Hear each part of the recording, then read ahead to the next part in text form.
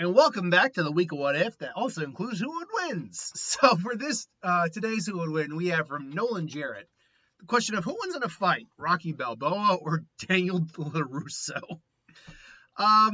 Look, we know Rocky's story, so I guess the question is, what movie do we think is peak Balboa? Like, what is his physical skill wise, his peak, all of that?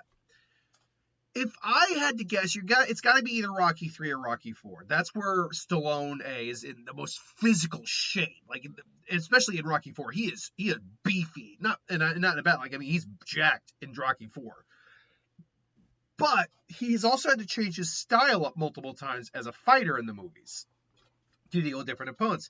Drago, his style is different than when he fought Mr. T, or Clubber Lang, different when he fought Apollo Creed. He's a southpaw. He's actually naturally a lefty. But still, I'd have to say you got to go with because of, if we're talking about the type of opponent he actually fought, it's got to be Rocky 4, because Drago was the strongest opponent technically he ever fought. He was strongest, not necessarily the most skilled, but he just had the most raw power. It's the fight where he took the biggest beating of his life that ended his career. So that's the Rocky we'll probably have to look at. And that would make sense too, because it's the Rocky who still has all the skills he's learned up until then, now added on to the skills he had to learn to beat Drago.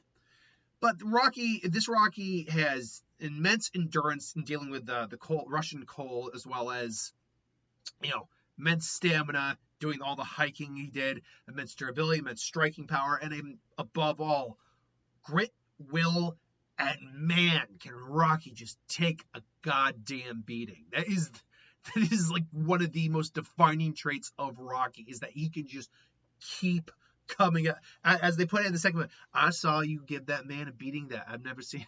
Or is it, that man took a beating like I've never seen a man take a beating. or what was it? What's the line exactly? I saw you beat that man like I'd never seen anyone else been beaten down, and put him down. And the man kept coming after you. Even his trainer was like, no, don't do that again, Apollo. You will lose, which he did. So yeah, Rocky also can hit like a truck too, especially when you're talking about Rocky 4 Rocky. That's a Rocky who can hit like not truly like a truck, metaphorically obviously, but still, raw power wise, he's got some of the best hooks, jabs. He can jab like no one's business. He is just physically a beast by all comparison. Daniel LaRusso, especially if we're getting now, peak Daniel is very hard to pick down, because we obviously have Cobra Kai and Karate Kid Legends, was it? But you also have the original 3 Karate Kids with Daniel LaRusso.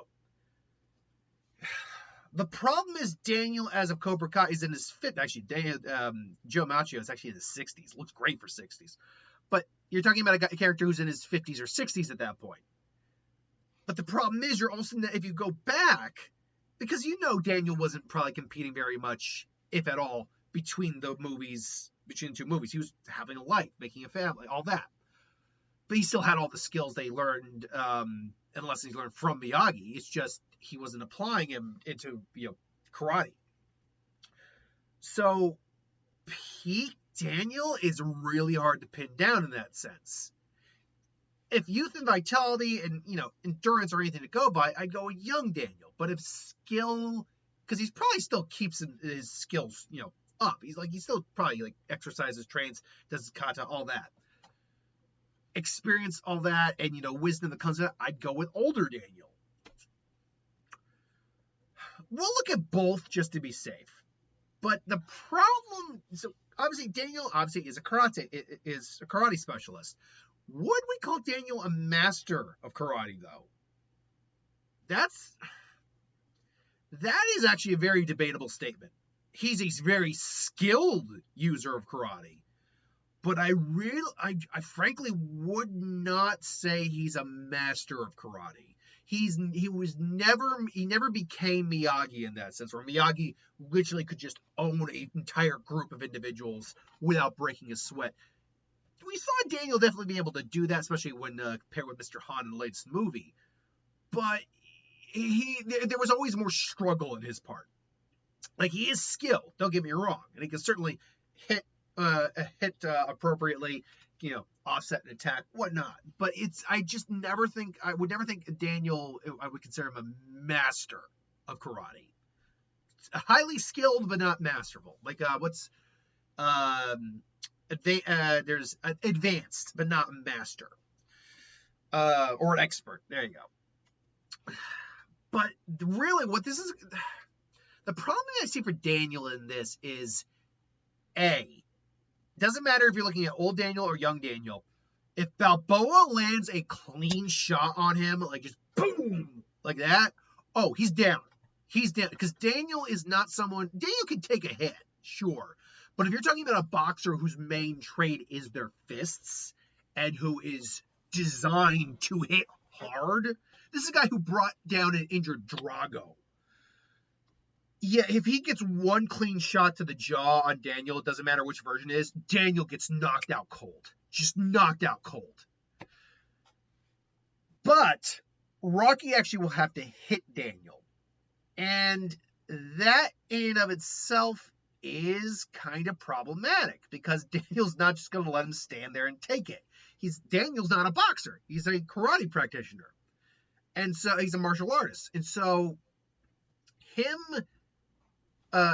fighting style would involve a lot of pair blocking, dodging, and getting strikes in Balboa.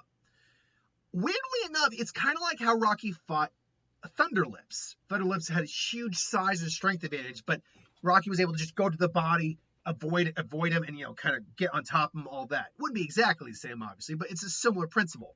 A martial artist versus one style of fighting versus another style of fighting. Rocky obviously would continue to try to advance on Daniel, but as long as Daniel's able to keep out of the reach or just stay away from his actual fist, he can start just continually landing shots and wearing Balboa down.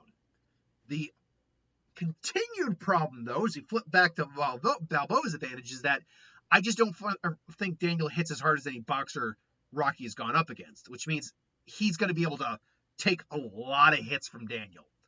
But Daniel also is capable of using his legs as well. And Rocky wouldn't be using his legs. Mind you, though, Rocky's also knows about street fighting. He started as a club boxer. And when he fought Tommy Gunn, yeah, he was using a lot of the stuff he learned as time went on, but he also was kind of went back to his street fighting days as well.